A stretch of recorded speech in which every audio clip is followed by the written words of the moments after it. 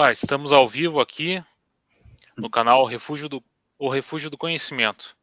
E hoje nós vamos fazer uma pequena análise, né, sobre o livro do Paulo. O Paulo escreveu o livro chamado Introdução à História Moderna e Contemporânea da Igreja Católica, uma trajetória das ideias da Santa Sé. Antes de falar especificamente sobre o livro, né, eu também quero apresentar os meus colegas aqui. O Paulo, que é mestre em História e bacharel em História pela Universidade Federal do Paraná, o FPR, foi bolsista do CAPES, CNPq e CAPES, e ele tem vários artigos referentes à história medieval e polonesa.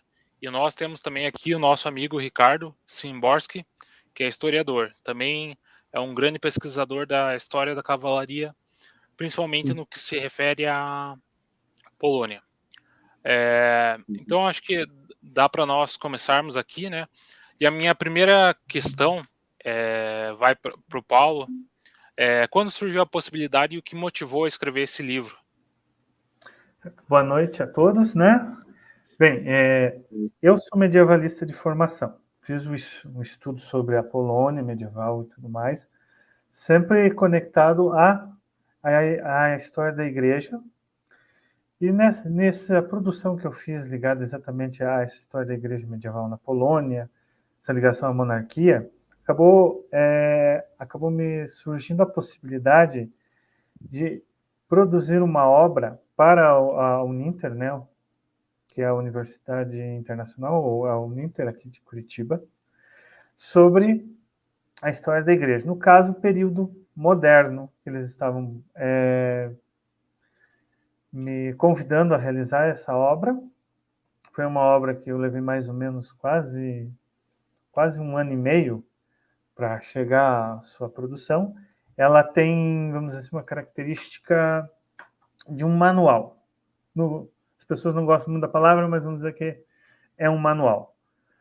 Por quê? Como funciona a Uninter? A Uninter, ela em todas as suas disciplinas de teologia, no caso da minha teologia católica, ela cria seu próprio livro, baseado geralmente nos autores mais consagrados, né, os autores mais conhecidos. Ou seja, foi-me colocado pegar os autores mais importantes, vamos dizer assim, mais reconhecidos sobre a história da igreja desse período e construir uma obra didática. Ou seja, eu utilizei as obras do Giacomo Martina, que são 5 volumes, né? E as obras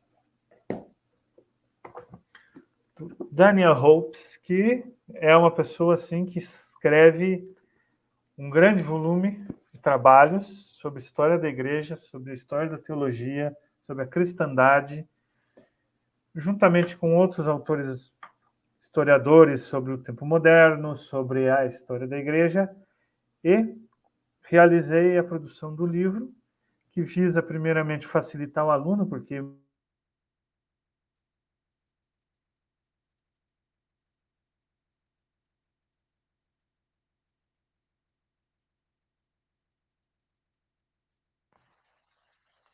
Paulo travou. Certo. Acho que congelou. Então vamos aqui, assim que o Paulo voltar aqui, ele continua dando a explicação. Eu tenho uma pergunta aqui para você, Ricardo, se você puder nos ajudar na sua... Voltou? Opa, voltou? Então Voltou. Continue. Certo, desculpe aí. Não, tranquilo. Sim. Acontece. São essas sabotagens normais que tem na internet, né? Tem várias outras criaturas. Nós estamos como que é superando a questão lá do algoritmo do YouTube, né?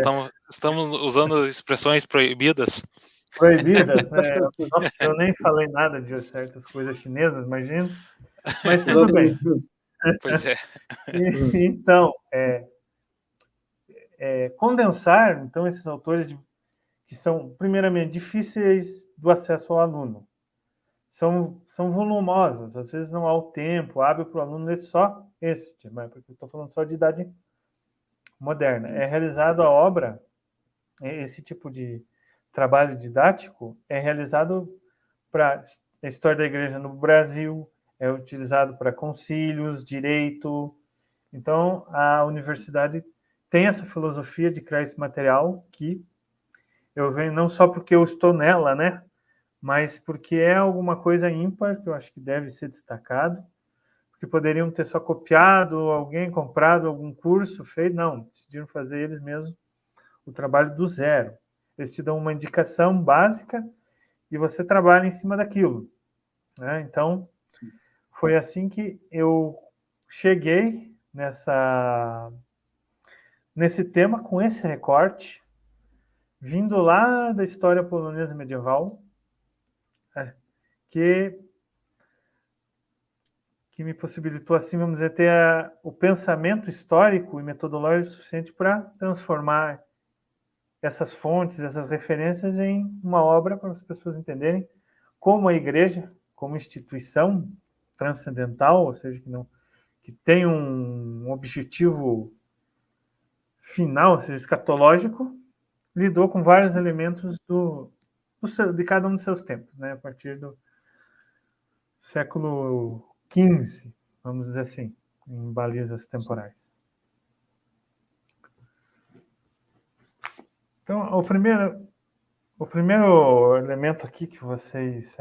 aqui é a capa do livro. O livro, como ele é didático e está vinculado à universidade, ele pode ser adquirido pela editora Intersaberes, mas ele é, na verdade, entregue aos alunos, né? Os alunos têm o direito, e na parte eletrônica só pode ser lido pelos alunos em um ambiente próprio da universidade, um ambiente virtual que a universidade dispõe, né?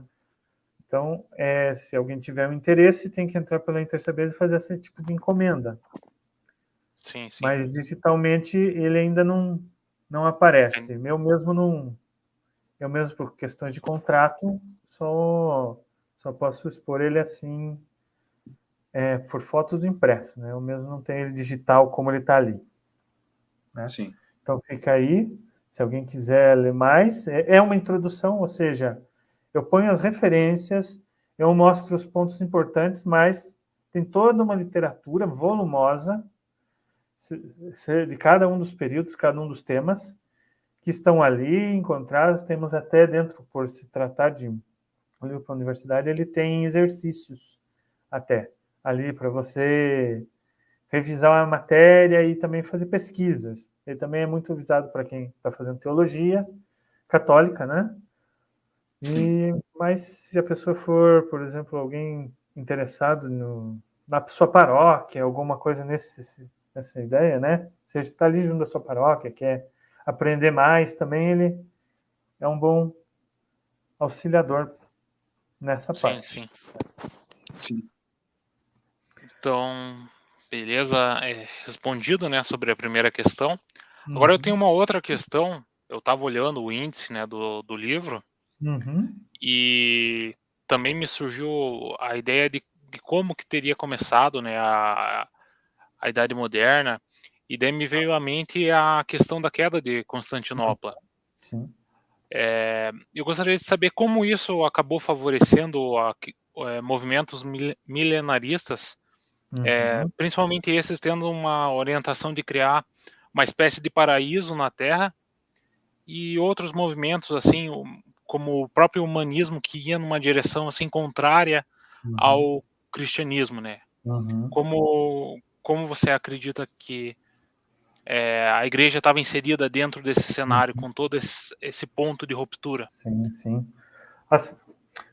A queda de Constantinopla, ela é um marco da modernidade pelo fato que ela é fruto de várias posições, elementos e fatos que ocorrem dali no período moderno. O primeiro deles vamos só lembrar que Constantinopla cai, mas o Império Bizantino começa a cair em 1400. Ele vai encolhendo, até ficar só a cidade. Que a cidade ela não é a cidade como a gente conhece. Ela assim, é como se fosse um campo bem aberto, onde você tem várias áreas cercada por bosques, ou seja, não é a nossa ideia de cidade. Ela é o que sobra do Império Bizantino. Ela vai sofrer primeiramente uma questão de não auxílio da cristandade, já pelo fato de você ter a divisão com Roma, né? Até no final, nos últimos anos de Constantinopla, nós temos uma ação de mostrar que estavam unidos, tudo mais, mas aí já é tarde demais. Ou seja, a cristandade ela não tem a unidade. Você vai ter, por exemplo, problemas entre genoveses e venezianos, né? Que os venezianos são, vamos dizer assim, os cuidadores da cidade em uma forma simplória, né? Simples, mais didática para as pessoas entenderem. Então, no momento que nós temos um surgimento do sultão Maomé I, né? Ele chega à cidade, fala com o imperador Constantino ali e diz assim: ó, nós não vamos atacar a cidade, nós vamos manter essa região sua, nós vamos até pagar um valor pela tem uma região ali que ela é um protetor, é protegida por Bizâncio, mas ela é do Islã, né? Então ele diz: eu vou ali, vou pagar assim um valor para manter essa ação, tudo mais. Então, primeiramente, o sultão se faz que vai manter a ordem, a paz, que vai ser diplomático e tudo mais, mas no final ele aproveita exatamente o pedido de Constantino desses valores para iniciar a tomada dela. É assim que inicia. Essa ação de tomada é só o ponto final. Constantino já tinha visto que existia ações de problema, que algo poderia acontecer. E pede auxílio aos grupos tanto franceses, até fontes, porque a queda de Constantinopla ela possui muitas fontes no sentido de crônicas. E há pessoas que mandam cartas pedindo aos reis franceses que auxiliem, os reis franceses não respondem. Os grupos ibéricos também não respondem a ele, porque também tem problemas com os infiéis nessa situação.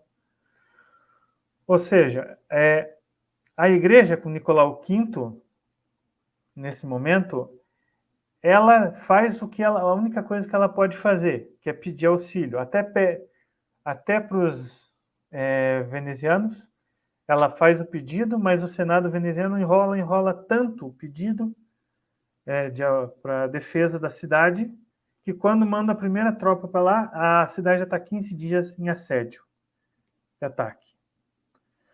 Então, a reação da igreja é muito conhecida mais pelas essas questões de procurar auxiliar mesmo a cidade, mesmo com o problema da não união, né, das igrejas.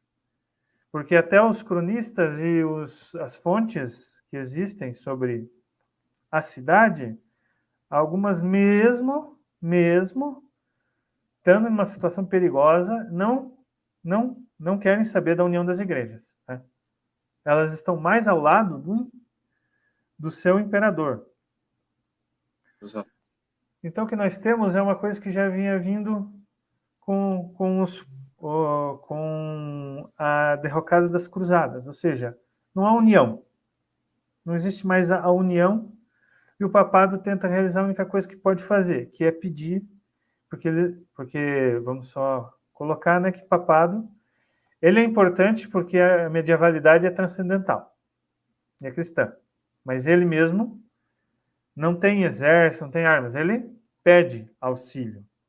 E no caso de Constantinopla, todos os seus pedidos, desde 1450, nenhum é, vamos dizer assim, atendido.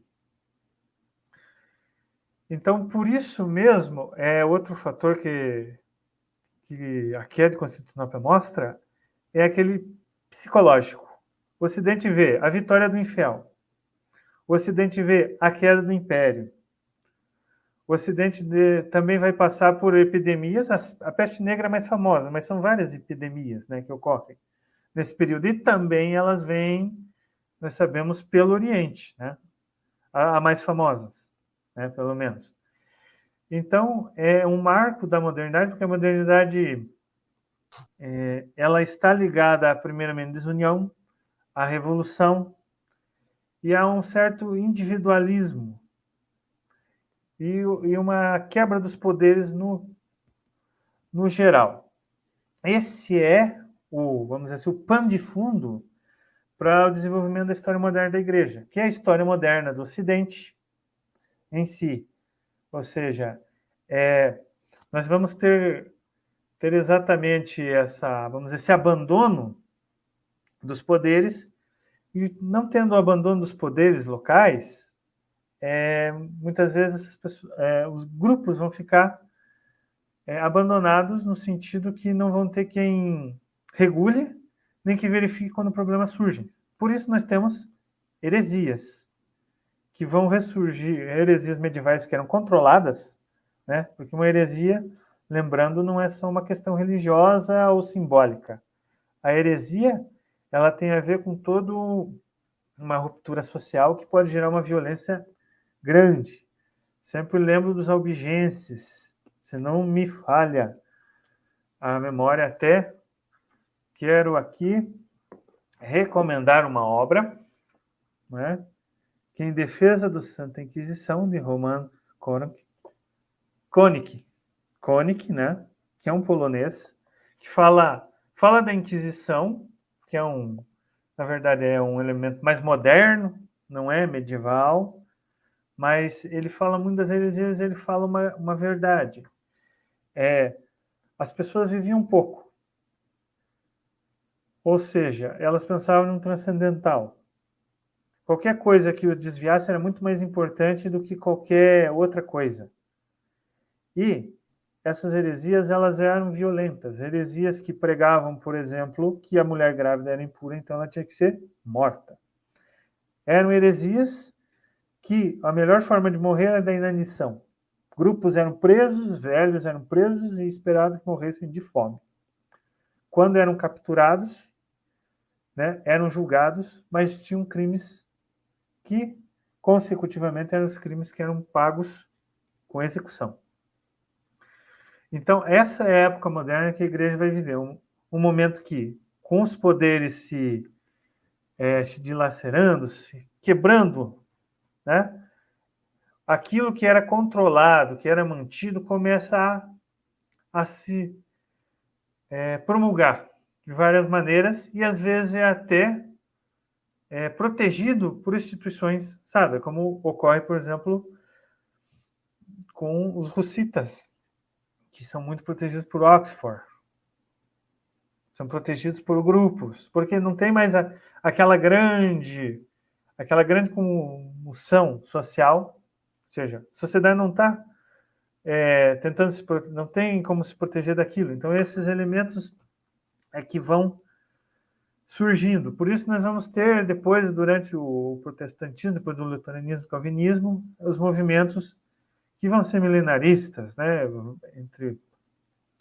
São vários, anabatistas e demais, que surgem exatamente, vamos dizer assim, nessa liberdade, na parte negativa da liberdade.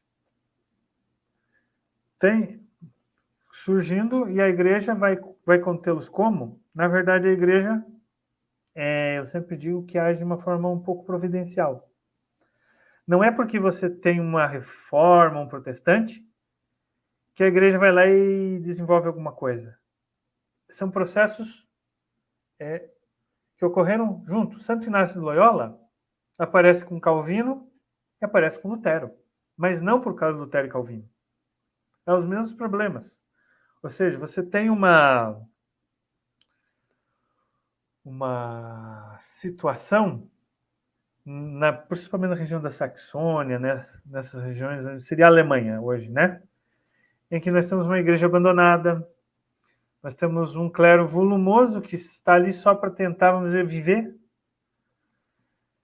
Isso facilita, temos como indo pelo sistema de um autor que eu fico a referência aqui, que é o Delimot, que ele trata exatamente a mentalidade dessa reforma, a situação de abandono desses grupos que vão acabar desenvolvendo, facilitando que uma heresia, ou seja, porque na verdade temos a reforma protestante, mas até nas palavras do Daniel Hopes, temos a revolta protestante, porque a revolta é um dos elementos, vamos dizer, da modernidade. A época moderna é a época da revolta, dessa ação contrária, contra a tradição. Porque o que nós temos, por exemplo, falar que só a escritura vale quer dizer que os pais da igreja não valem, é quebra com a tradição. O iluminismo não gosta da escolástica, é quebra com a tradição, não é? Dizer que a família não é válida, mais lá para frente, no comunismo, é quebra da tradição. Então, o moderno, ele está inserindo essa coisa da revolução, dessa quebra com a tradição, mas não é mais simplesmente uma quebra porque foi desenvolvida, é melhor. Não pode existir. Por exemplo, começa-se ali no século XVI, XVII, um verdadeiro trabalho para minar a imagem do monge. O monge é gordo, bebe, come pão, dorme no barril. E o monge que debate? E o monge que salvou vários tipos de conhecimentos, até agrícolas? Até o plantio foi salvo. Né? A própria civilização, né, vem disso, né? Por isso mesmo, um outro livro a ser aqui consultado. É um livro bom. Sim. Né? Como a Igreja Católica. Isso. Então, Paulo, diga. Na verdade, é até interessante você ter tocado nesse assunto sobre os monges. Porque quando se comenta sobre isso, e principalmente até na construção do cinema, né? Se fala de tudo, mas é engraçado que se esquece, por exemplo, de São Bento de Núrcia, né? Como praticamente os beneditinos eles civilizaram o Ocidente, né? E exatamente por uma frase tão simples: ora et labora, né? Exatamente. Ora e trabalha. Lembrando sempre que São Bento vai desenvolver a leitura silenciosa, que depois ficam dizendo que a leitura individual silenciosa é coisa moderna. Essa coisa de ler em casa, ter aquele cantinho perto da cama para ler, mas ele já diz, leitura silenciosa. E uma coisa que é interessante que é a Lectio Divina. Você lê a escritura e faz anotações pessoais. Já existia. Então, exato. A coisa de Lutero que todos vão poder ler, todos não vão poder ler porque, na verdade, as pessoas são analfabetas. Elas não leem latim, mas também não vão ler o alemão da Saxônia. Né? Então, o que nós temos, então, retornando, né, falando, é exatamente essa que vocês não têm mais a discussão. Na época moderna, você não tem a discussão. Por exemplo, na Antiguidade, na Idade Média, judeus e cristãos se reuniam para discutir os textos sagrados. Se reuniam. Agora, os iluministas querem toda uma linguagem, todo um sistema, e não querem discussão com nenhum escolástico. Né? E os humanistas também, por exemplo, já não vão... Lutero, os humanistas em si, já também não vão querer Aristóteles. Baixam Aristóteles das discussões, né? Então, a época moderna, ela fala muito em liberdades, ela fala muito em discussões, mas parece que as discussões, elas começam a não ser, vamos dizer assim, sérias, reais. Ocorre muito isso. Por exemplo, Lutero é chamado a discutir suas teses, porque, na verdade, sempre a igreja sempre tenta aproximar, verificar, pedir retratação e pronto, né? E ele devolve com xingamentos e outras coisas. Há quem... O Lucien Febvre faz uma obra que comenta exatamente o psicológico de Lutero. É muito boa, bem interessante. Eu não tenho o livro eu emprestei e tenho por aqui, daqueles outros meios que a gente sabe. Então, mas se vocês puderem lê-lo, do Lucien Febvre, sobre Lutero, é interessante. Eu acredito que Lutero queria fazer o que os outros faziam, ou seja, modificar, mas a situação, o ambiente, fez com que aquilo que seria só, vamos dizer assim, uma tentativa só de mudar alguma coisa pontual, acabou desbancando exatamente em uma ruptura grande, aproveitando. Os príncipes se aproveitaram, que queriam romper com o papado, né? Os grupos mais simples, que estavam já um pouco, vamos dizer assim, abandonados, conseguiram se aproximar desse tipo de confissão. Então, nesse ambiente, essa seria a época moderna que a igreja vai enfrentar, e que acho que até hoje perdura muito dessa ressonância, ou seja, é uma longa duração que começa nesse século XV e vai vindo até os dias de hoje. Não sei que ponto vai chegar, porque uma hora as coisas se estrangulam, tá? Mas essa é a situação, essa individualização, tanto no bom no mau sentido, que vão acarretar a quebra de instituições que estavam atreladas ao que a sociedade sentia e pensava, né? E começam a ficar, às vezes, na mão de um grupo aqui, um grupo ali, onde você acaba criando, na verdade, vácuo, porque no momento que você, por exemplo, sempre lembrando que quando você tem a introdução de uma dessas confissões de fé, do calvinismo, do luteranismo, elas não são simplesmente de pregação. Eu vou lá, prego isso, e o Papa não vale mais. Ai, que bom, todo mundo passa luterano. É violento. Se passa, se ataca, se mata, se destrói, tanto de um lado quanto do outro, infelizmente. Né? Mas, como eu posso dizer, a igreja, nesse momento, ela também faz alguns chamam contra-reforma, outros dizem reforma, porque, na verdade, são movimentos que não ocorrem por causa do protestantismo. Não ocorrem. Eles ocorrem porque existem mesmo problemas. Existem problemas institucionais, por exemplo, de educação dos clérigos. É um autodiagnóstico, né?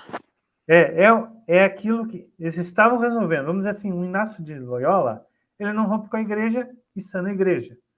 O Lutero rompe com a igreja e criou outro sistema, né? Tirando um pedaço, né? E também revivendo outras heresias que tinham sido controladas antes por meios sociais. Então, a cristandade, que já era fraca, já com o sinal vindo de Constantinopla, ou seja, em Constantinopla a gente já tem aquela válvula entupindo, avisando, né? Vamos dizer assim, que vai ser essa quebra da cristandade não vai criar as religiões que vão quebrar o primeiro grande elemento, que é uma unidade de uma instituição para verificar, vamos dizer, pensar esse transcendental, o cristianismo, né? Mas quando o protestantismo não é vamos dizer assim, o protestantismo não é que vai surgir o anticristianismo, ou depois o deísmo e finalmente o ateísmo, né? Mas quando ele quebra, ele cria assim bolsões de pessoas soltas. Esses bolsões soltos é que vão absorver e vão começar a criar daí os elementos que vão aumentar ainda mais vamos dizer, essa mitologia, como eu estava falando dos monges da igreja e tudo mais, para atacar cada vez mais a igreja, e depois da igreja, né, que seria católica, vamos dizer católica, para o ouvinte entender bem, ele vai se jogar a tudo que for cristão. qual seja a denominação. E depois que ele atacar tudo que é cristão e começar a criar um deísmo, ou seja, de um arquiteto divino ou da natureza, que nada mais é do que um agnosticismo. Exato. Ele vai finalmente chegar a esse materialismo que nós conhecemos, né, que vai culminar no nazismo, fascismo e comunismo, que daí é uma coisa muito mais violenta, né? Então, a quebra da cristandade que aparece aqui em Constantinopla é a quebra da cristandade que vai acabar sendo efetivada pelos esses movimentos protestantes, e mais tarde acarretará esses outros elementos, né, que a gente vai. Então, ou seja, os milenarismos, voltando lá, né, eles vêm exatamente esse vazio, vamos dizer assim, começa-se um vazio espiritual, causado por várias pressões, seja, já a vida já era curta, daí fica-se o medo do infiel, o medo das doenças, que, lembrando sempre que as pessoas não sabem o que causa as doenças, né? Não sabem que existem as bactérias, que existem os vírus, né? Não sabe disso, né? Ele não sabe o que acontece. E consequentemente, esse século XVI, como o Lancelot fala muito de angústia. E essa angústia, ela é, às vezes, sanada exatamente com aquilo que está mais perto de você. E não tendo um árbitro, alguma coisa que comute, essas pessoas acabam caindo nesses milenarismos, nesses movimentos, às vezes ligados a ações assim violentíssimas, né? Como sacrifícios, enfim, ações que não deveriam estar ligadas à ideia de uma pessoa que é um transcendental, principalmente uma sociedade que pensa o cristianismo que ele é diferente de qualquer paganismo. Mais do que reclamem, mais que procurem sobreposições de símbolos, mas ele é a parte, né? Então, seria essa, eu acho que a melhor maneira de... Eu vou indo e vindo, né? Mas, para você entender, como nós chegamos a esse momento anticristão, ou seja, nós primeiro temos o anti-igreja, o anticatolicismo, né? Vamos usar esse termo para ficar didático. Daí nós passamos a um anticristianismo, depois a um antitranscendental, e talvez a gente esteja vendo um anti-humanismo atualmente, né? Então, acho que consegui, assim, responder um pouquinho? Sim, conseguiu. E eu acredito, assim, né, que a história tem isso, né? Ela não tá... Por mais que tenham sido coisas que aconteceram em determinada época, ela tem ligação com coisas anteriores, né? Porque a própria é um prosseguimento, né? Existe uma lógica nas coisas, e muitas das consequências que nós temos hoje são decorrentes desses eventos. Então, meio que assim, nas nossas análises acabam ocorrendo assim esse recebimento, né, daquele período histórico com o que nós estamos vivendo hoje, né, sabendo que tem uma influência daquilo. Não é uma espécie de anacronismo, porque primeiro a gente tem que entender o nosso cenário, né? Igual você disse sobre a questão das bactérias, né? Não havia conhecimento sobre a existência delas para a maior parte das pessoas, para ninguém, né? No caso, e hoje se tem.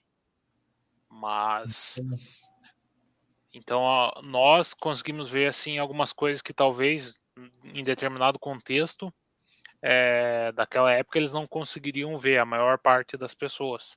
É a mesma coisa do momento que nós vivemos hoje. Em um determinado período, algumas pessoas vão ter certezas maiores, porque eles estão vendo já a luz da história, né? E essa é uma das coisas bem interessantes. Exatamente. Eu sempre coloco, a história não dá saltos. Não tem saltos. Existem linhas históricas que dizem que o tempo não existe, que não sei o que não sei o que. Eu falo abertamente que é balela. Isso, na verdade, é uma maneira de quebrar a contradição. É dizer, não precisa estudar história, vamos estudar temas abertos. Não. Às vezes, a factualidade faz o cérebro trabalhar melhor e a pessoa entender muito mais um acontecimento, sua época, do que uma história do tempo presente, assim, exagerada, ou uma história que só quer uma coisa, vamos dizer assim, muito localizada. Aí tudo tem que ser localizado, tudo tem que ser só uma experiência da pessoa viva. Não. As coisas vão se agregando. Ou seja, como eu falei, começou-se com problemas na região da Alemanha que criaram um mito contra o papado, não contra, na verdade, o clérigo. O clérigo pequeno, ele não tinha problema, mas o papado surgiu várias vezes. Óbvio, teve problemas? Teve. Teve pessoas que fizeram errado, como, por exemplo, no caso do Lutero. O bispo, que já era um bispo que estava, vamos dizer assim, ele tinha direito a uma sé, vamos dizer assim, e ele estava com 3. Ele não aparecia nas 3. Ou seja, ele não estava cumprindo com o dever correto. Então, Lutero vai lá, fala isso para ele, ele fica quieto, não responde. O que facilita a ação. Então, é um erro de um indivíduo, não da instituição, né? E da região. Isso, atrelado a toda uma série de lendas, facilita.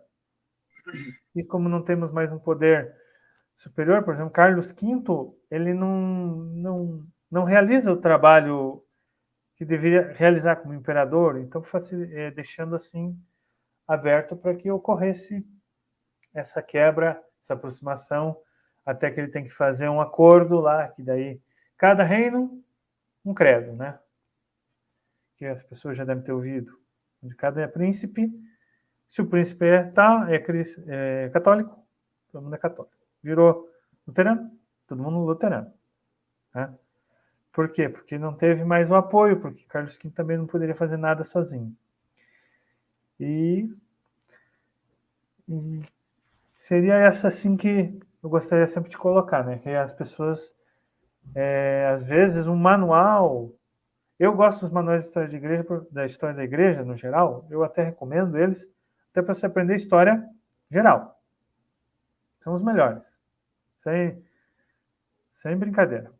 Ali, porque às vezes você pega um livro didático, eles são cortados, eles são desatualizados, sem brincadeira. A história desatualiza? Desatualiza. De um jeito ou de outro, ela desatualiza. Então, eu recomendo exatamente para vocês terem exatamente essa noção de continuidade, ver aquelas coisas que são de longa duração, aquelas coisas que são de curta duração, aquilo que foi ruptura, aquilo que é novidade, ou aquilo que só existia e, de repente, por um estalo, ele emerge, ele volta, ele se cria, né? Ele se modifica. Né? Sim. Ricardo, você quer fazer alguma consideração sobre o tema em si? Essas primeiras perguntas.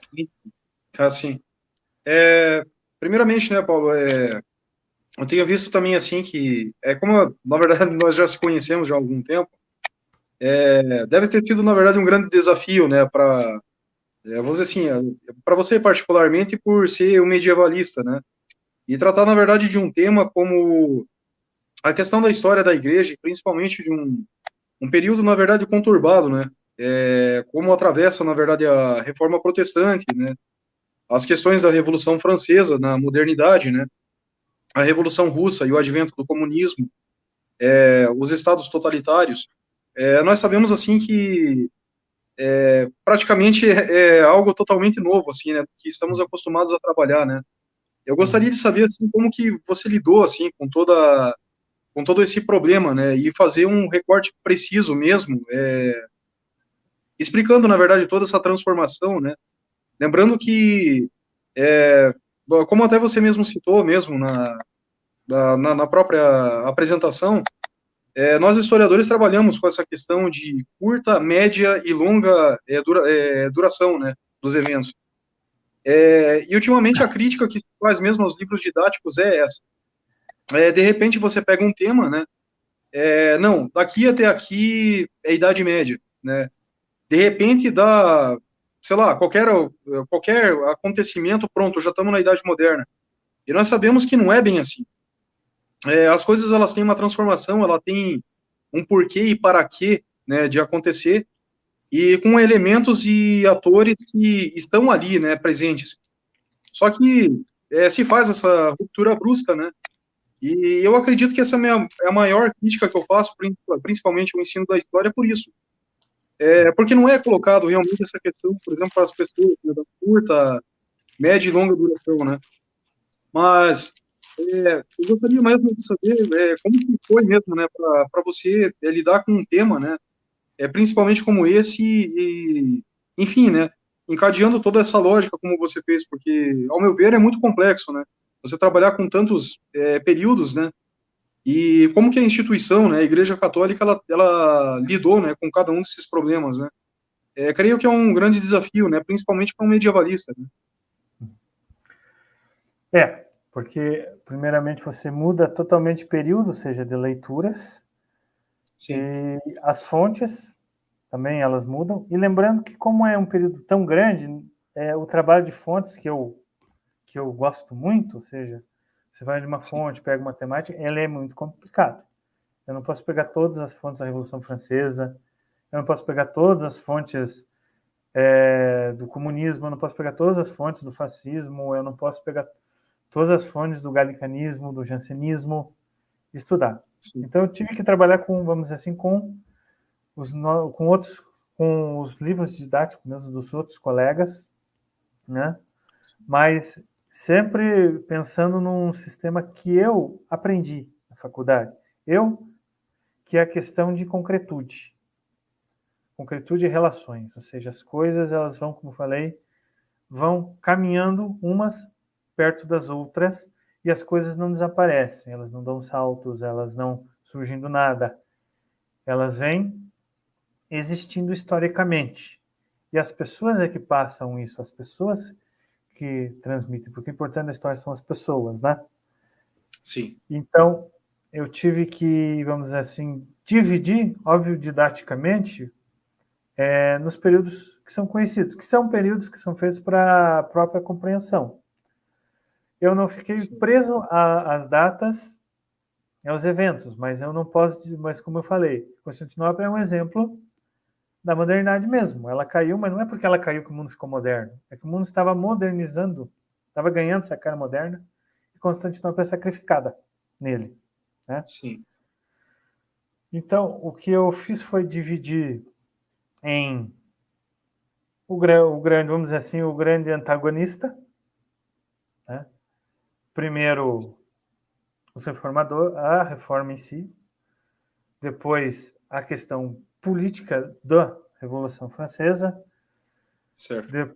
Depois os pontos referentes, obviamente, ao que vai chegar do século XIX e XX. Eu, por exemplo, foi pedido para falar sobre a doutrina social. Por que a doutrina social? A doutrina social ela surge porque tem um outro elemento, que é o socialismo, que Sim. está entrando exatamente nas pessoas que estão nessa nova... Agora, dando um pulo, né? Nós estamos lá na sociedade industrial, onde o mundo muda de uma forma não veloz, mas de uma forma muito perigosa. Porque aquele trabalho que as pessoas conheciam do campo, de repente vira trabalho dentro de indústria, né? As pessoas tinham a ideia que você tinha que ficar lá trabalhando o dia inteiro, numa ação só, sabia que a coisa ia ser insalubre, que ia ter problemas, que na verdade são resolvidos até particularmente ligeiro, né? As pessoas ficam aí criando um primitivismo, jogando contra a indústria, mas isso aí é um exagero, exagerado. Sim. Mas a doutrina surge exatamente por quê? Porque essas pessoas que primeiramente entram nesse sistema de trabalho contínuo, vamos dizer, trabalhando 12 horas por dia, você não tem família. Você tem quem? Teu colega de trabalho do lado. E aí que entra exatamente. O socialismo, os sindicatos e outro abandono. Como o Estado não motiva mais os cultos, a religiosidade, essas pessoas não têm mais paróquias, estão abandonadas. E elas acabam se aproximando desses grupos. Por isso começa até a doutrina social. Então, sempre nesse... Eu fui pelo sistema, vamos dizer assim, que próprio Daniel Hopes, se vocês lerem ele, vocês vão entender a maneira que ele trabalha a historicidade dos elementos.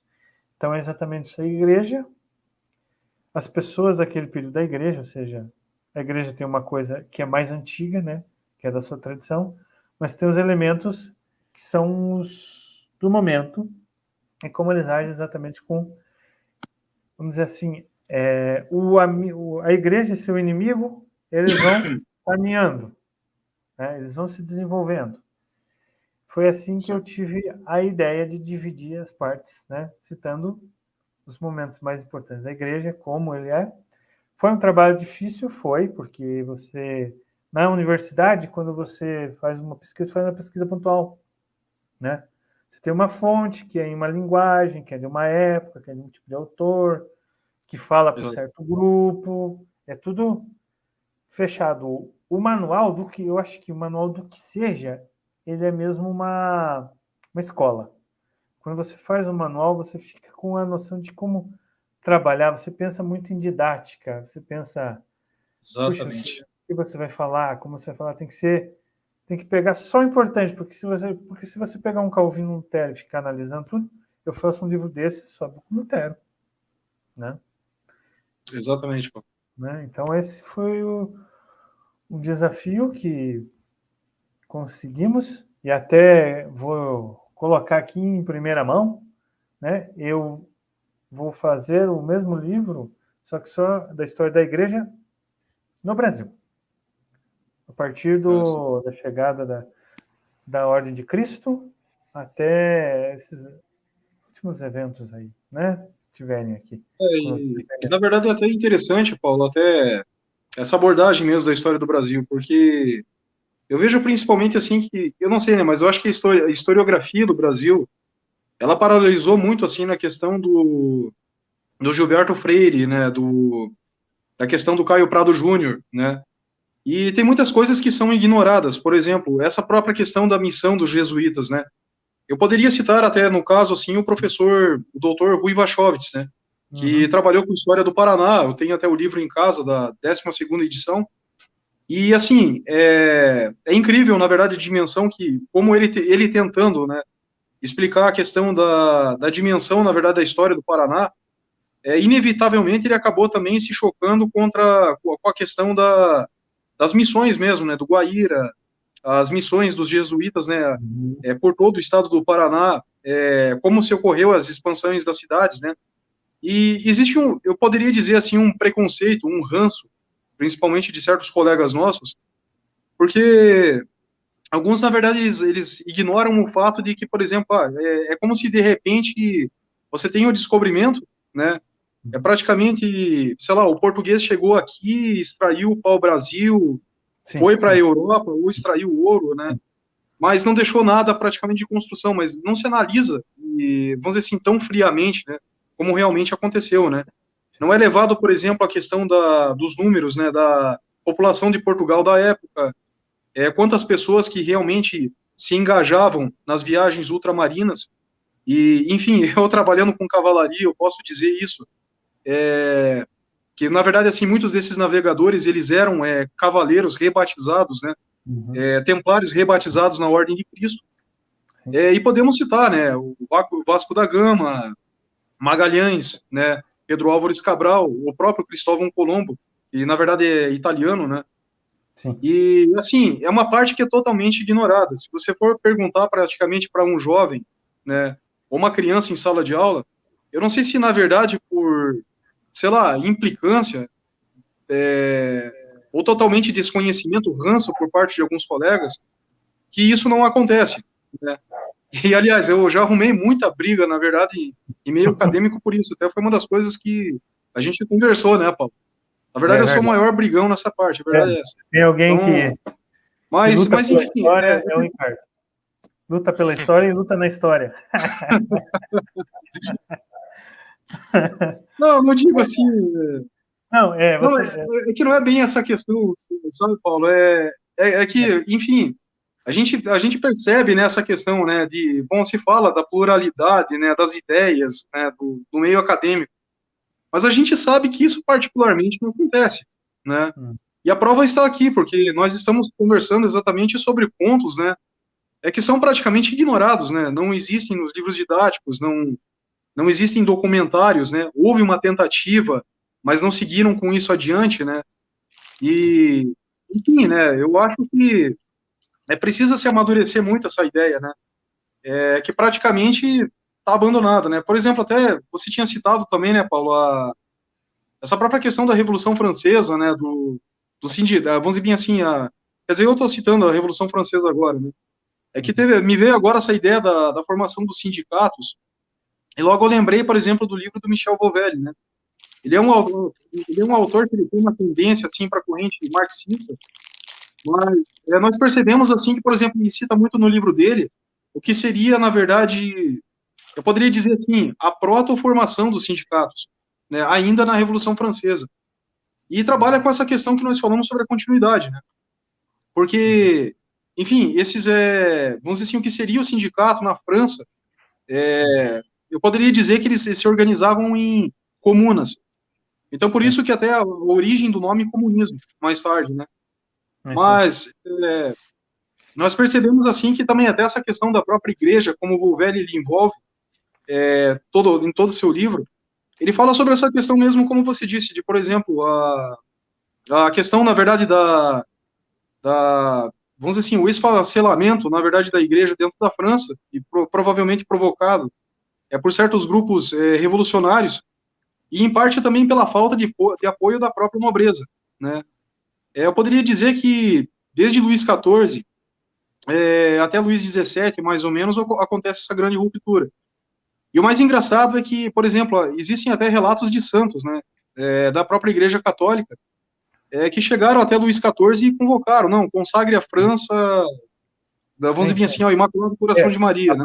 A própria igreja tenta colocar um jesuíta próximo ao rei, né? Mas exatamente. Não adiantou nada. Sim, e parece que, vamos dizer bem assim, depois, alguns, em questão, vamos dizer assim, de 2 reinos depois, né? 2 reinos depois, parece que ocorre realmente a queda, né? Da Bastilha assim, e a questão do controle. Sim, veja, a França. A França, como eu estava falando, como a gente está falando de longa duração, nós temos que pensar que a França primeiro tem um absolutismo que quer dominar a igreja. Temos um galicianismo, que seria uma igreja só francesa que não tem nada a ver com o papado. Um jansenismo, que é uma religião que é tão, vamos dizer assim, complica tanto que cria uma situação que as pessoas não podem nem chegar nem perto da Eucaristia, né? Então, quando ocorre a Revolução Francesa e a nobreza, que já não é mais aquela nobreza, é derrubada, né? Você já tem todo um arcabouço intelectual, todo um arcabouço religioso, toda uma manipulação popular, toda uma lenda passando assim, né, pela sociedade, facilitando, né? Então, quando a Revolução Francesa é um marco, mas também é um marco que é só o momento de escape de alguma coisa que já vem vindo. E ela termina na Revolução Francesa, né? Você estava citando ali a questão da América, descoberta da América, né? Às vezes também outro ponto que muitas vezes não é colocado. Meu cachorro está latindo. Muito colocado aqui. Não, isso aí é tranquilo. Muito colocado é que as explorações, elas têm um fator econômico, elas têm, mas a questão da evangelização vem primeiro, sempre. Até quando eu falo de história da Polônia, muita gente não sabe, mas os grupos do Sacro Império só chegam na Polônia porque precisam ter exatamente, porque tem no ideal do imperador Otão a evangelização. Então, para ele, às vezes, é mais importante evangelizar os povos eslavos, século X, do que a terra. Que na Idade Média o que importa é as pessoas. Né? E baseado assim na questão também, Paulo, eu achei interessante trazer essa pintura famosa, né, do Victor Meirelles, feita entre 1858 e 1860, que representa a primeira missa que teria sido realizada no Brasil. Então eu achei interessante, e até existe uma pergunta que eu quero fazer, assim, deve ter sido assim uma espécie de dilema entre que houve dentro da igreja, porque foi meio que simultâneo também. Assim, houve o descobrimento, que algumas pessoas também contestam o próprio termo de descobrimento, Sim, sim, né, por causa, sim. dos nativos aqui presentes. Sim. Mas a gente tem lá, por exemplo, 1500, né, Pedro Álvares Cabral. Lá em Missão Secreta existem relatos lá de Duarte Pacheco Pereira ter vindo aqui para fazer um primeiro reconhecimento, assim, já denotando assim só um ponto que não era uma coisa acidental, né? Era uma coisa assim meio que já havia já uma orientação para aquilo. Mas em alguns anos depois, a igreja talvez ia perder algumas fiéis almas, né? Que daí seria a questão do próprio protestantismo. E já tinha perdido a questão de Constantinopla, já havia uma divisão, mas daí se perdeu, digamos assim, de vez, né? Para você, como que você acha que foi ou pro Ricardo também, quem se achar melhor, né? Ou para se disponibilizar a responder isso? Como que foi como, Levanta o dedo primeiro. como que foi esse sentimento, perca Certo. de um lado e ganho de outro, digamos assim? A descoberta da América, né? Os dias que não é descoberta porque já existiam os mapas, e na verdade como você não tem barco a motor, você navega por correntes marinhas. Então você não faz assim para vir. Você vai indo. Você vai fazendo umas voltas assim. É que eu não tenho nenhum mapa aqui para mostrar para vocês. É uma coisa que a gente tem lá na faculdade. O professor explica muito bem. Então, como você vai fazendo esses círculos de vento e de maré, você faz um caminho longo para ir para qualquer canto. Então, para você ir para a África, na verdade, você tem que fazer assim, ó, uma volta e bate na costa brasileira para ir para a África. Né? Exatamente. Então, no momento em que você tem, é bem dito, né, a descoberta da América, ou melhor, as notícias sobre essas terras, onde vive um povo que nunca apareceu em lugar algum, vamos dizer, em linhas gerais, fazem parte dessa sociedade moderna. E quando esses grupos chegam lá, eles pensam até que estão procurando. Eu estava com o nome. O reino de. Eldorado. Não. Seria Eldorado mesmo? Não. Nossa, eu estava com ele na ponta da língua para falar para vocês agora. Tomás? Não, Enfim, existia uma lenda de um reino místico cristão fundado pelos apóstolos e ninguém sabia onde ficava. Seria a questão de São Tomé, né? Digamos assim. Isso. São Tomé. Isso, Existia a lenda que ele teria vindo, né? Quando os portugueses encontraram ele, eles disseram que havia havido uma aparição, né? De a pessoa com vestes brancas, olhos azuis, similarmente igual os europeus, que dizendo que viriam pessoas similares a ele em outro período histórico. Exatamente. Então, lembrei, Preste João. O reino de Preste João. O famoso reino de Preste João. Essa eu nem sabia também. Falar a verdade, não, nem conhecia. Eu não posso reclamar porque meus professores eles estudaram em Portugal e Espanha. Então, eu tive, assim, coisas que eu acho que nas faculdades realmente não é posto. Mas esse é um elemento muito... Então, quando vem a Ordem de Cristo junto, ela vem com essa da evangelização procurando isso. Então, quando chegavam nesses povos, eles iam ver se não era. Ficavam procurando Preste João. Só antes de você concluir, Paulo, antes que eu esqueça, que eu acho um detalhe muito interessante. Esse relato está feito no livro A Conquista Espiritual, do Padre Montoya. Existe o Gabriel, amigo nosso, Ele... Dorax? O Gabriel esqueci o sobrenome dele completo. Ele disse que talvez seria o primeiro livro escrito na América teria sido esse, A Conquista Espiritual. Seria na América Espanhola, né? Uhum. Que não seria exatamente o Paraná já hoje em dia, apesar do Paraná já ter sido o Paraná espanhol. Sim. Mas esse seria o primeiro livro escrito em 1639, na América. Uhum. Então, tem esse relato aí que você trouxe. Eu só achei interessante trazer à tona para não esquecer de dar. Muito bom, é um dado importantíssimo. Então, as pessoas não vão para o mar só por causa de riquezas. Até porque se vive pouco, é perigoso, vai se ouro, especiarias, né? Essas coisas que se falam, né? Especiarias, que lembrando que a especiaria é muito importante. Em regiões ibéricas, as pessoas só estão comendo carne. Então, sem especiaria, a carne não é guardada e você não tem como sobreviver, né? Exatamente. Aí, a especiaria é tão importante. Só lembrando. Lembrei só o sobrenome lá, Gabriel Sidorak. É o Gabriel, para não fazer jus.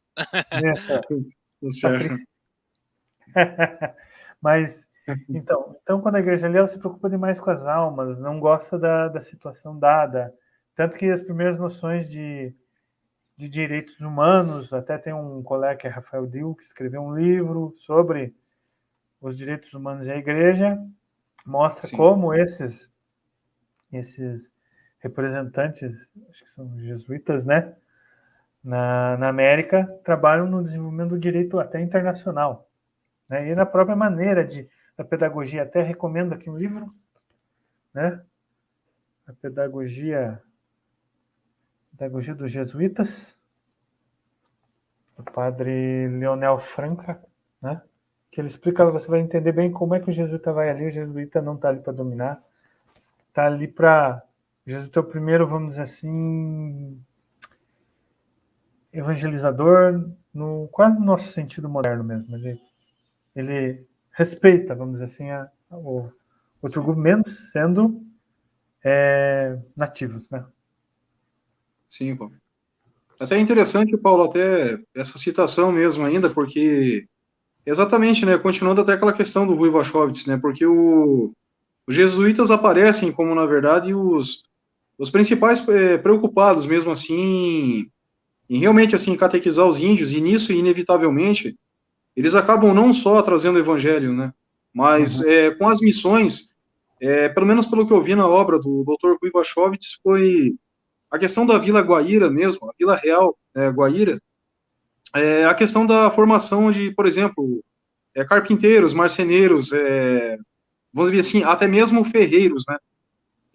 Vale-se dizer que houve, na verdade, assim, uma profissionalização, né, dessas pessoas, e não como, na verdade, eles comentam, né? Por exemplo, não, você só tinha a missão a fim de catequizar os índios, e depois você tinha, na verdade, a questão dos bandeirantes, né?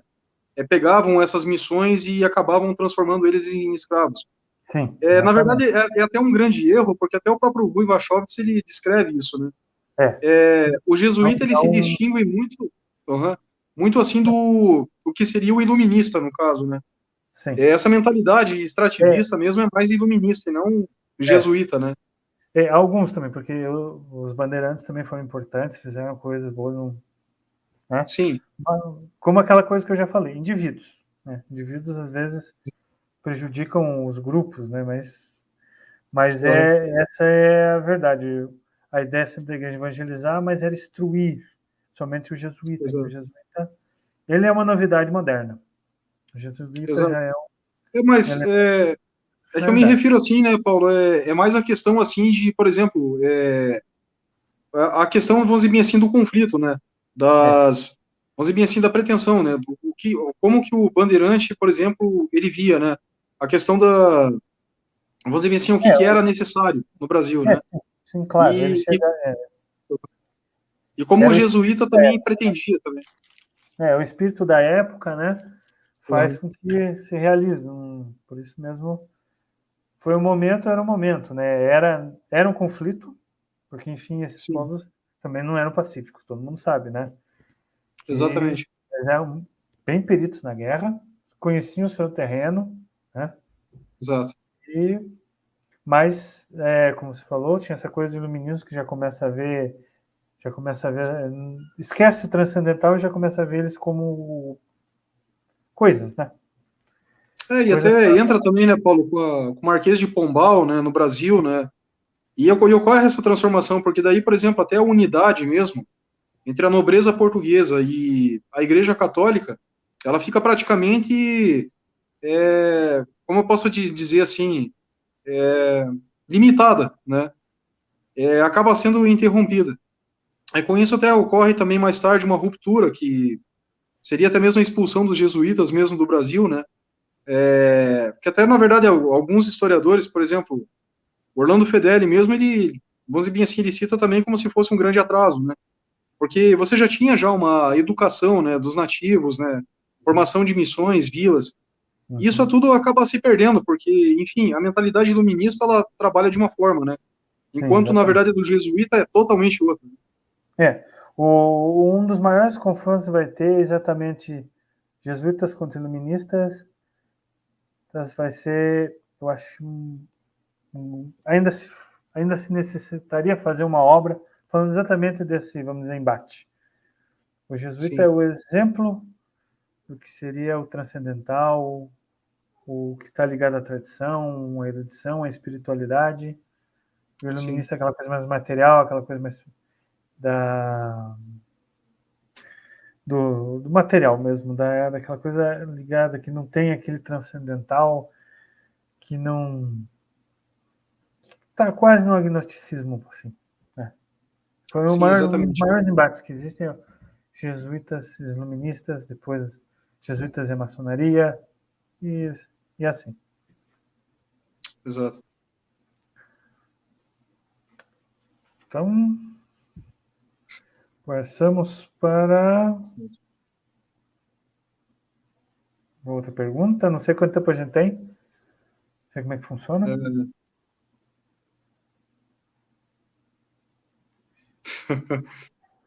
Problemas técnicos.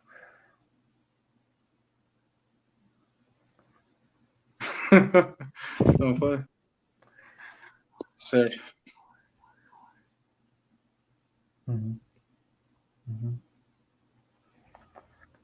Essa, por exemplo. Sim, exatamente. Exatamente.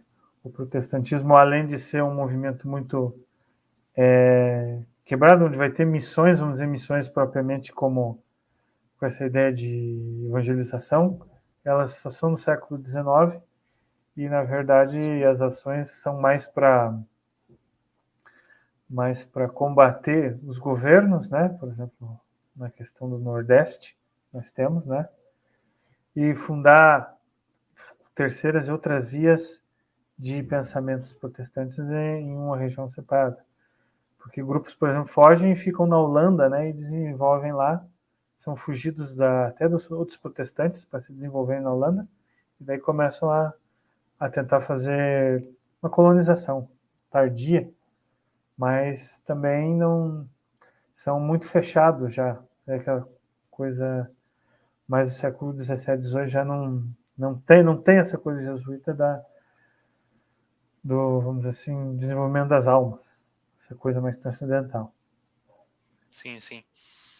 Uma coisa que é bem interessante também, eu estava pensando, a gente meio que, digamos assim, passamos da questão de Constantinopla, demos uma pincelada na questão do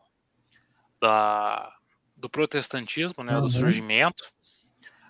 Também demos um insight da questão das Américas, e a gente deu bem brevemente sobre a questão da Revolução Francesa.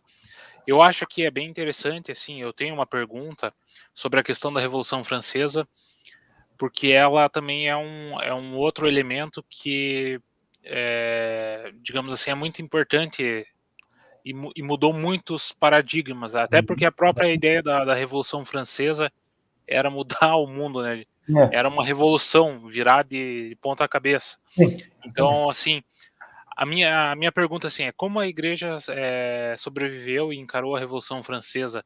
Essa revolução era, digamos assim, apenas contra o clero ou era uma revolução que perseguiria tudo que estava na frente dela, independente se tivesse um sentido clerical? Uhum. A Revolução Francesa, ela tem a ação, primeiramente, parece que vai ser um movimento somente de mudança um pouco política e tudo mais, mas não. Ela começa a atacar exatamente a igreja, pela igreja está muito perto do Estado, na França. Mesmo com o absolutismo, mesmo com tudo, ainda era o Estado que mantinha. E como eu já tinha comentado, nós temos o problema da quebra da tradição. Então, a Revolução Francesa, ela quer, como você falou, virar o mundo de cabeça para baixo. Que arranca os dias da semana, muda os nomes dos dias da semana, dos meses, né? Institui, por exemplo, a festa do Deus Supremo e da... Não é sabedoria, desculpa, mas enfim, promove assim esses deuses da ciência, vamos dizer assim, né? E também se aproveita, como sempre vai acontecer, até, por exemplo, até nós citamos aqui o anglicanismo, né? Mas o anglicanismo é totalmente estatal, né? Um movimento totalmente estatal contra a igreja, que é a questão de obter os recursos, e levemente a Revolução Francesa ela vai se acelerando, primeiro contra a igreja, porque é o inimigo principal, depois contra o cristianismo, como eu falei, mudam até os dias da semana, e ela vai indo até começar um deísmo, ou seja, é na Revolução Francesa que você tem um deísmo, que é a base para o ateísmo, né? Então, como a igreja sobreviveu? A igreja sobreviveu primeiramente por providência mesmo, porque nós, com a chegada de Bonaparte, nós temos uma amenização, por incrível que pareça, mesmo tendo todo aquele problema, ele depois invade Roma, ele bate, prende o Papa e tudo mais, mas nós temos movimentos, vamos dizer assim, subterrâneos. As pessoas, padres entram escondidos, realizam as missas em celeiros, né? Porque muitos daqueles que, por exemplo, não fazem os votos, né? Não fazem o juramento à República, né? Os que são chamados depois de não... são aqueles que ficam para trás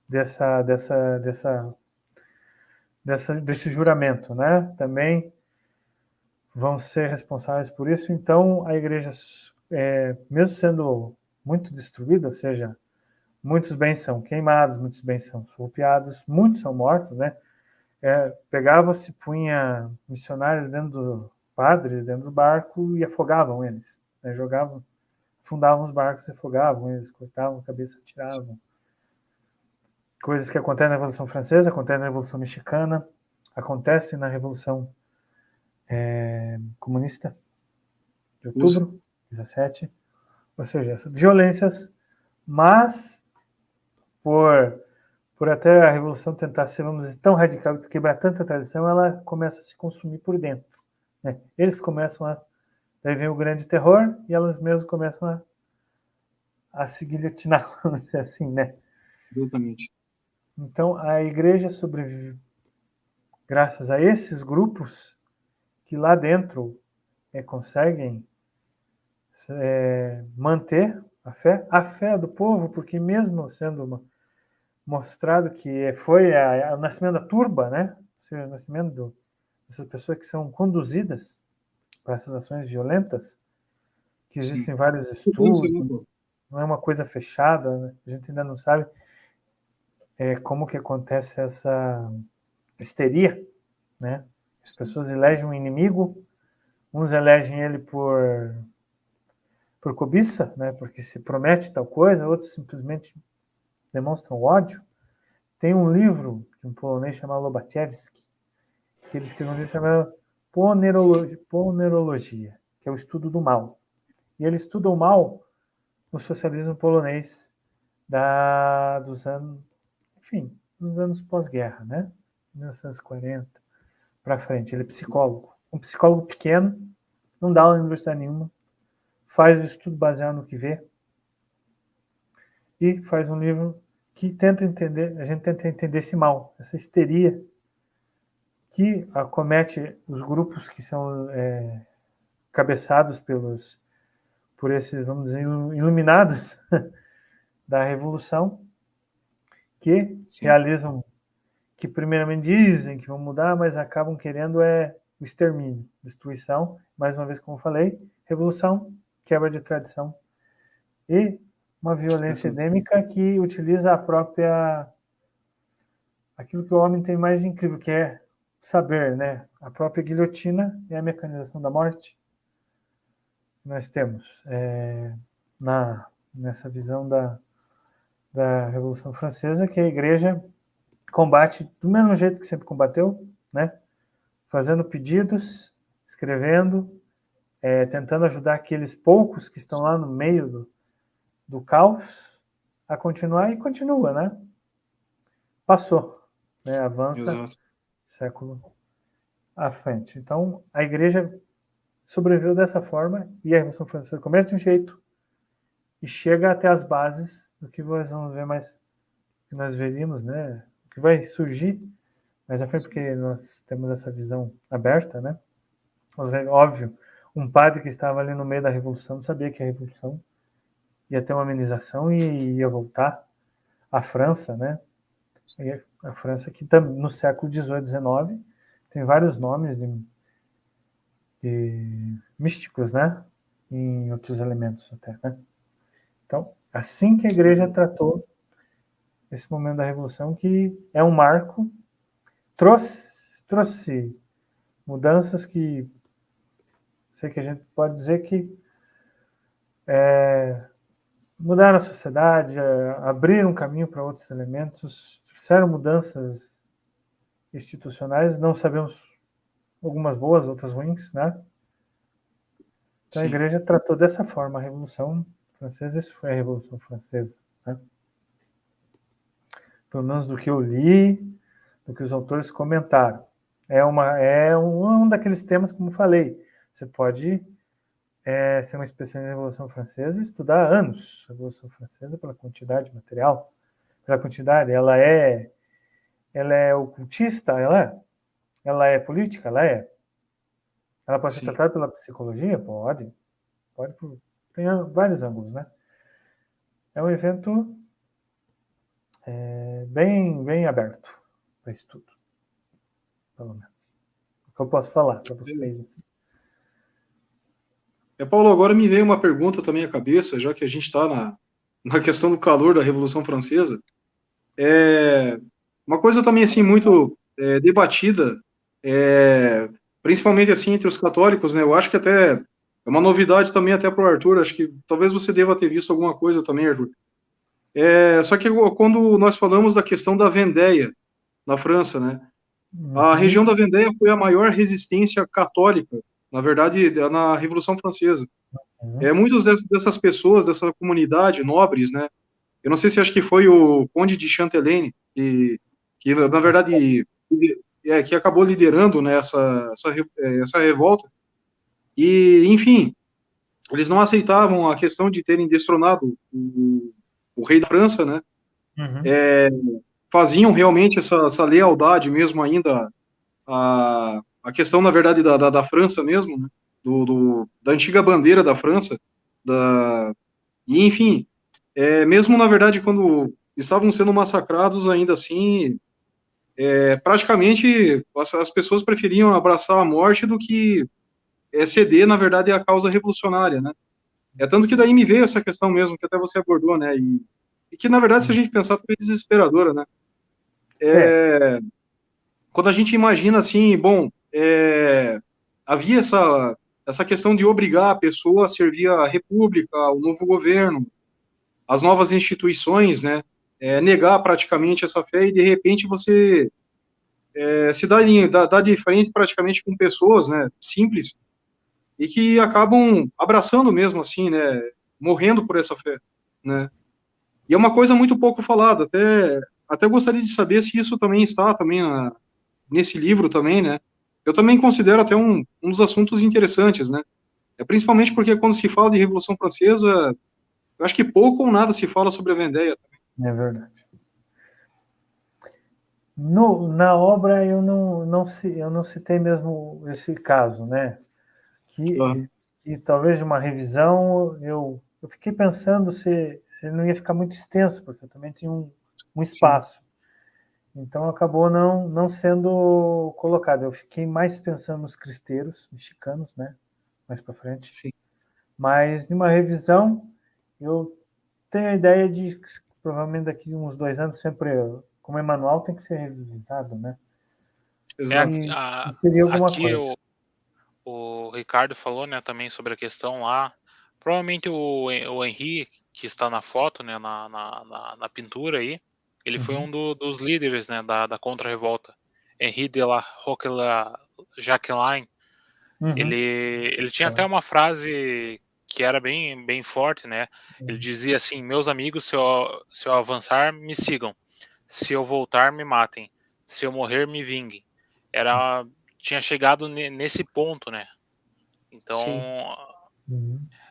realmente a Vendéia foi, digamos assim, uma espécie de principado católico que ficou resistente, né, a essas mudanças que padres fora do sistema permitido, digamos, e fiéis à doutrina, né? Porque essa época moderna vai ter uma coisa que eu sempre enfatizo, né, nas aulas ao vivo que a gente aplica, as mudanças de cima para baixo. A época moderna é muito disso. O anglicanismo é um exemplo. É uma mudança de cima para baixo. Então é um grupo que quer impor aos outros mudanças que não são orgânicas, não são históricas, não são por necessidade, porque tem a questão daí que nós entramos na questão de ideologia, né? Que é essa coisa de uma mudança forçada de um grupo sobre o outro. Sim. E hoje em dia cada vez mais estatal, mais científico, né? Pode falar. Sim. Não, Paulo, na verdade eu estou complementando mesmo a questão até que o Arthur até colocou, né? É que assim, essa questão mesmo da Vendéia, ela é interessante, né? Porque se imaginar, bom, tinha tudo praticamente para dar errado, né? Eles estavam em menos número, né? A Revolução já tinha avançado a tal ponto na França, e eu acho que nem mesmo assim, talvez os revolucionários mesmo, jacobinos, girondinos, né? Esperavam tamanha resistência, né? E principalmente, né, de pessoas simples, sacerdotes, né? Isso volta, na verdade, à questão, na verdade, eu poderia dizer assim que é o motor propulsor, né, da fé católica, que é a questão do martírio, né? Eu acho que eles retornaram realmente à questão do mártir, né? E o martírio católico, ele se diferencia, na verdade, da questão por exemplo, a jihad islâmica. Porque, vamos dizer bem assim, a jihad islâmica é a questão da luta pela fé, mas, na verdade, para um católico, né, principalmente se você pensar desde os primórdios mesmo, a questão de que, bom, não importa se você estiver no melhor momento ou pior momento, né? A questão é que, vamos dizer bem assim, você é inserido nele,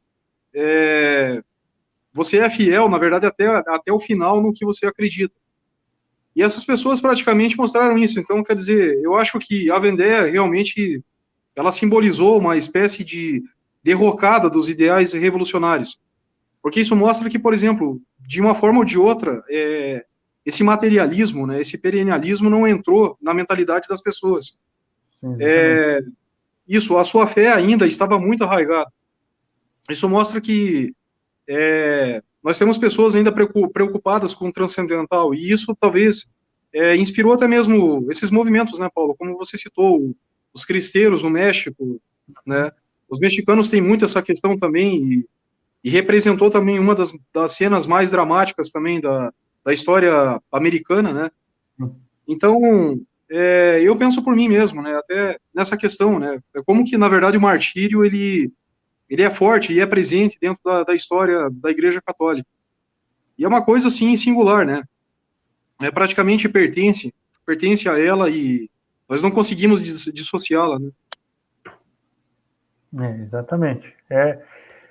Aquela ideia de... Ideia não, porque as coisas acontecem, né? Mas Sim. é aquele pequeno semblante, aquela coisa que ninguém está pensando que surge. Isso que é história, né? Sim. Você tem o não premeditado acontecendo, né? É mais ou menos o que, lembrando um pouquinho o Senhor dos Anéis, que a coisa menor, mais inútil, mais longe dos grandes poderes é que resolve toda a trama, né? Que é o Hobbit. Exatamente. Né? Exatamente, pô. É verdade. Não, sabe o que é o mais engraçado, Paulo, que você tocou agora, assim, no Senhor dos Anéis ainda? Essa questão da pesquisa, né? Quando eu comecei a falar, principalmente de Batalha de Viena e Sobieski e os Hussardos. As pessoas pouco lembram, né? Mas a questão da cena, da batalha, né? Da carga de cavalaria de Rohan é exatamente inspirada na carga de Sobieski descendo os montes Kallenberg. Então, quer dizer, é uma lembrança viva, praticamente, do 11 de setembro e da maior carga de cavalaria moderna já vista. Então, sei lá, né? Tem esse paralelo, sabe? Uhum.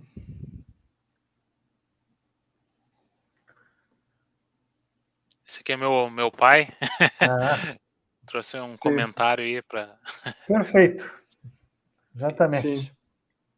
Agora, para finalizar, eu acho que é bem interessante, assim, eram, na verdade, 3 perguntas, mas eu acho que dá para combinar em uma, né, porque é o século XX. E o Sim. século XX é o Vamos lá. século da... Valendo R$1 milhão. o século XX é o século das revoluções, né? Nós temos Exatamente. movimentos totalitários em toda Uhum. parte. Temos a questão lá, liberal lá no México, temos a Uhum. questão do fascismo, Sim. nazismo, temos a questão do próprio aquele reavivamento do islamismo, dos movimentos mais radicais, né? E temos ao mesmo tempo dentro da igreja, algumas pessoas dizem que é culpa do concílio, outras dizem que não é necessariamente o concílio, que existia também uma espécie de espírito, tinha o concílio e também tinha o espírito do concílio em paralelo, que até para muitos progressistas dentro da igreja havia o concílio foi meio fraco, poderia ter ido mais além em questões progressistas. Qual a opinião dos senhores sobre essa questão, esse dilema que a igreja teve? Bem, passa a minha palavra para você, Paulo. Peraí. Vamos começar bem bom. Bem, depois que nós temos esses movimentos, o chamado Triângulo de Sangue, né, que é o México, Espanha e a Rússia, né? Comunismo, eu também tinha esquecido de falar do comunismo. Não podemos esquecer lá. Eles querem que você esqueça, mas a gente não esquece. Exatamente. Mas tá. Então, depois que nós temos esses movimentos totalitários, que a igreja enfrenta, vamos dizer assim, fazendo o máximo que podia, que era, mais uma vez, né, o máximo que eu podia fazer era confortar aqueles que estavam sobre o jugo desses movimentos, que temos que lembrar que o século XX também vai ser marcado por uma coisa bem terrível, que é o julgamento, o encarceramento e a morte do inocente. Sem motivo. Com motivo inventado, um motivo que transpassa o indivíduo, seja porque é a raça, porque é o credo, né? Eles são encarcerados. As pessoas são vistas só como trabalho, né? E quando termina o trabalho, elas são dispensadas, são mortas, né? Depois desse período de guerra, a igreja volta, ou seja, quando nós terminamos, quando o fascismo e o nazismo são enfrentados direto, a igreja enfrenta o fascismo, então, praticamente à sua porta, né? Apesar de Mussolini ser até hoje uma incógnita, porque ele tinha momentos que ia, momentos que não ia, porque fascismo não é nazismo, né? O nazismo consegue controlar o fascismo, né? Mas eles não são o mesmo elemento, né? Depois que termina todo esse período em que a igreja é testada no seu máximo, ela encontra um mundo que muito devastado, um mundo de gerações perdidas, um mundo de tradições quebradas, lugares vazios, vamos dizer, de um vazio espiritual muito maior. Então, por isso, logo que termina a guerra, você realiza o concílio, né, você faz o Vaticano II, que traz coisas do primeiro e traz coisas de Trento também, ou seja, completa, porque Trento ele também foi muito problematizado por causa daqueles problemas políticos que a gente comentou lá, porque fazendo com que ele atrasasse tanto que as reformas nos outros grupos protestantes, o anglicanismo, acabaram se desenvolvendo, ganhando armas e muito apoio. Então, no Vaticano II, precisa se lidar com, primeiramente, um mundo alterado forçosamente, ou seja, pela violência, pela eliminação dos indivíduos, e dentro dessa ideia tem-se a ideia de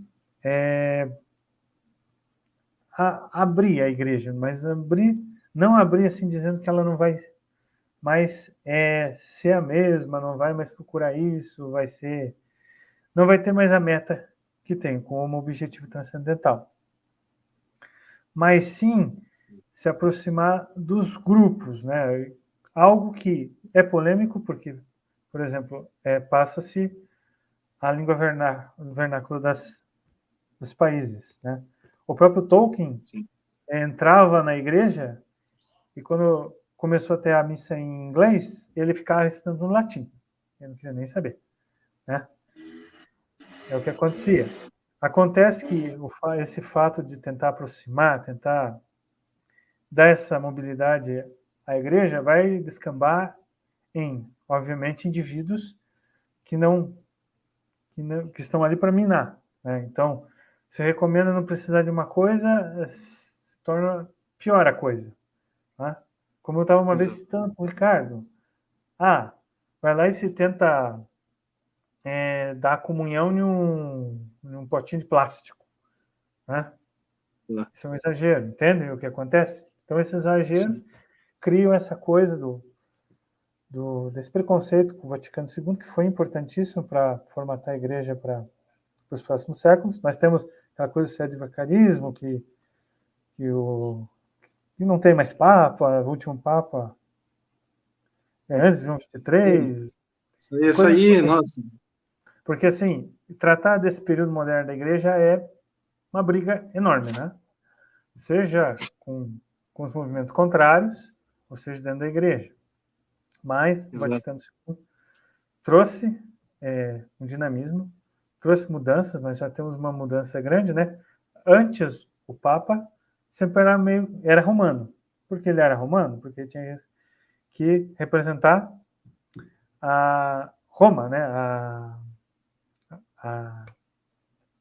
Não é a Sé, não é a paróquia, o coração, né, praticamente, né, Paulo? O coração da Igreja Católica. Ele vai ser o bispo de Roma. Né? Exato. Então ele era sempre italiano.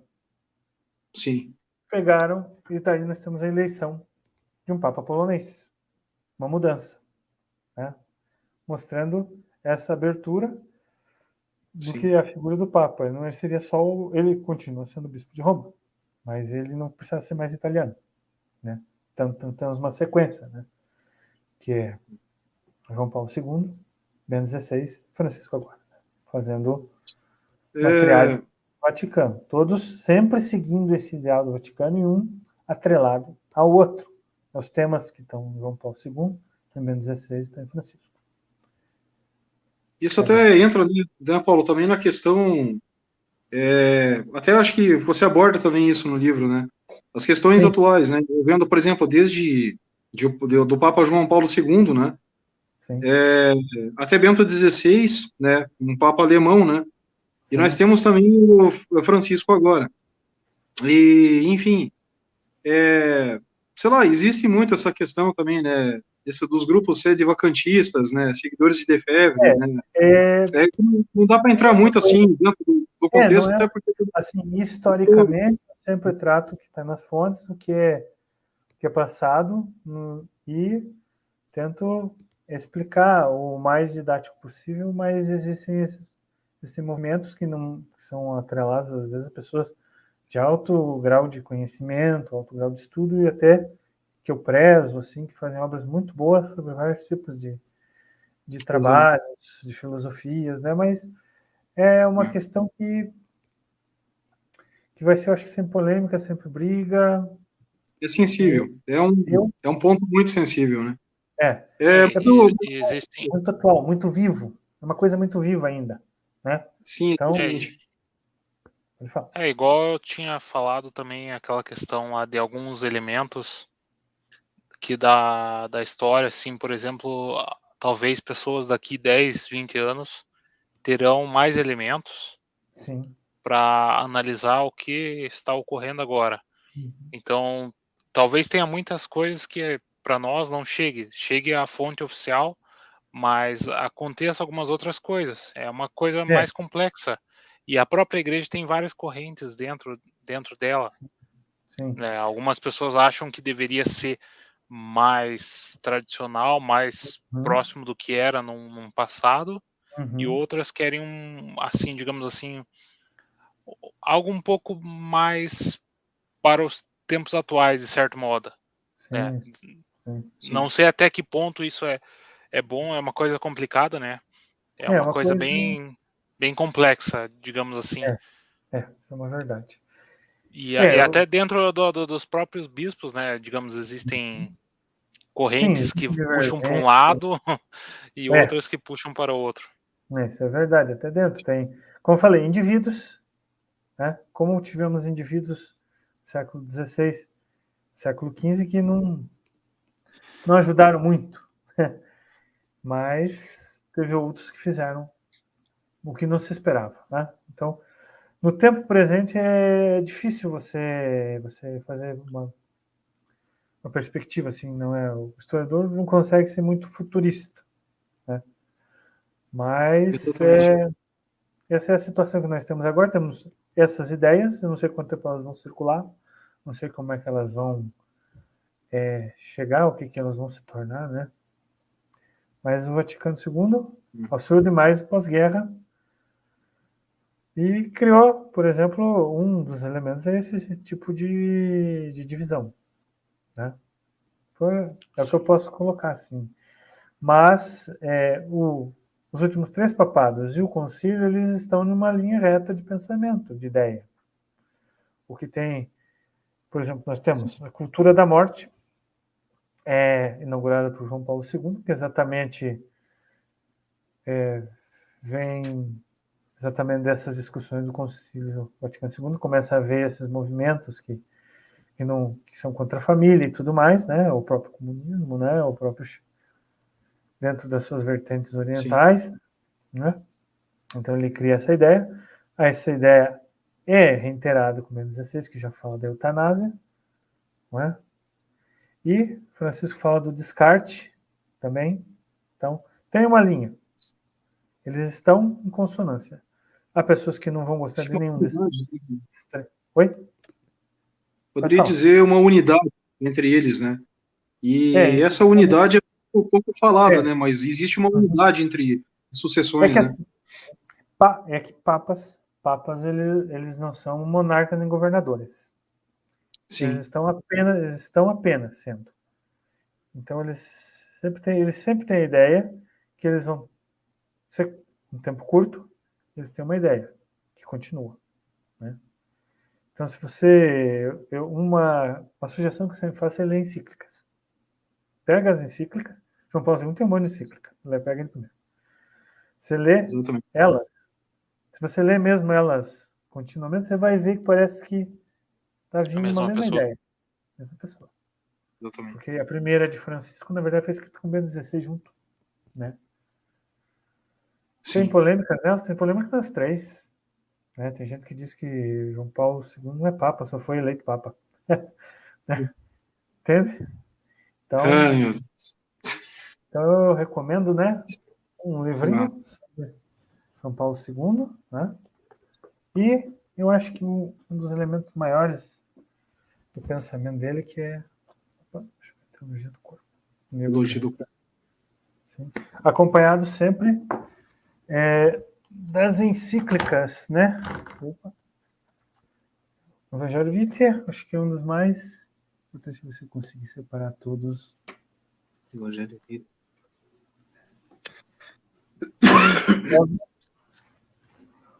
Fides e Ratio, né? Então, leituras eu recomendo. Se você quer saber o que a igreja está passando, encíclicas, a leitura das encíclicas. Eu falo isso para os alunos. Exatamente. Eu posto algumas coisas ali, mas lê, né? Aproveita. Então, acho que eu termino minha exposição recomendando isso, né? Se possível, quiserem ler o meu livro lá, vocês entram na Intersaberes, recomendo, mas esses livros que eu já coloquei aqui, procurem os autores, leiam, eles têm meios digitais por aí nesses grupos de Facebook, lê no computador, compra o livro, vá no sebo, vá na biblioteca, leia. É a melhor maneira de se desenvolver. Porque eu acredito que a primeira coisa que atacam atualmente nessa corrente que se chama de primitivismo, aí que vem rondando os anos 70, exatamente a leitura. Fazem de tudo para que a pessoa não goste de ler, não saiba ler, não tenha acesso à leitura. Então, se você quer ser contrário, quer ser alguém assim, vamos dizer, antirrevolucionário, leia. Então, essa aqui fica a minha dica para vocês, todo mundo que não viu, e do canal, que é um canal muito bom, é o William, né? O William faz lá os vídeos, ele narra, ele tem uma série muito boa sobre etnias, então conferem aí também, vocês já estão aqui, vão lá no vídeos e leiam as outras pontos. Tá. Seria isso aí. Ricardo? Assim. Bom, primeiro eu tenho a agradecer, né, Arthur, vamos dizer bem assim, o espaço, né, que vocês permitiram também, a minha presença aqui, o convite também do Paulo também. É como eu disse, assim, eu praticamente não esperava, né? É a primeira vez que faço uma live, né? E até quando a gente tinha conversado, né, Paulo, acho que é uma semana atrás ainda, 2 semanas, né? Eu ficava pensando, meu Deus, mas o que eu vou falar, né? Porque, enfim, tinha a questão do livro, né, Paulo, da Uninter, né? E não é um tema também, assim, que é da minha especialidade, né? Mas, enfim, até por isso uma das minhas primeiras perguntas tinha sido realmente sobre essa, né? Da dificuldade que deve ter sido realmente separar esse material, né? Principalmente sobre reforma protestante, porque, enfim, a gente sabe que às vezes é difícil a gente sair da nossa linha de pesquisa, né? E separar um material assim, vamos dizer assim, de um assunto tão complexo como esse, né? Complexo e ao mesmo tempo tão sensível, né? Mas, bom, essas são as minhas considerações, né? Finais, né? Agradeço praticamente a participação de todos, né? E a possibilidade também, assim, de apresentar aqui, vamos dizer assim, do debate com vocês ainda. Certo, certo. Eu agradeço aqui de volta ao Paulo, segunda live que eu estou fazendo com ele. A primeira foi com o professor Ricardo da Costa, né, que foi uma baita oportunidade para nós. Ele foi muito acessível, foi muito interessante também fazer. Grande medievalista. Deu um trava-língua aqui. E agradeço também o Ricardo, né? Já conheço o Ricardo há um certo tempo já, meio que por causa que nós temos todos aqui um amigo em comum, né? Que é o Evandro. Sim. O Evandro lá, Júnior Andrade, né? Evandro. Sim. Então eu conheço desse período. Eu agradeço todo mundo que assistiu aqui, né? Comentou. Aqui estamos começando, né? Digamos assim, nosso canal tem 80 inscritos. Temos 7 pessoas assistindo. Chegou a 8 ali. Ó, 10% já é fiel já. Não, mas vai aumentar, pode ter certeza, cara. Ainda é o começo, todo começo é batalhado, é assim mesmo, né? Uma hora vocês chegam lá, né? Acho que mesmo se fosse pegar a maioria dos canais hoje do YouTube, né? É questão, né, de persistência mesmo, né, Arthur? Divulgar, né? E, enfim, né? Fazer, na verdade, o melhor que sabemos fazer, né? É exatamente isso, né?